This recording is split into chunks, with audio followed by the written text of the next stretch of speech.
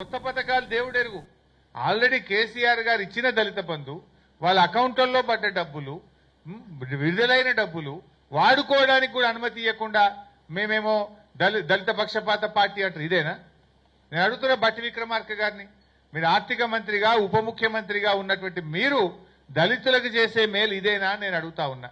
Already విడుదలైన దళిత బంధు పథకాల్ని వెంటనే ఆ దళిత కుటుంబాలకు అందజేయాలి, వారికి అన్యాయం చేయొద్దని చెప్పి కూడా బీఆర్ఎస్ పార్టీ పక్షాన మేము డిమాండ్ చేస్తా ఉన్నాం. ముఖ్యంగా జమ్మికుంటకు సంబంధించి కూడా ఈ మొన్న జరిగిన అక్రమ అరెస్టులు గాని అక్రమ కేసులను తీవ్రంగా ఖండిస్తా ఉన్నాం.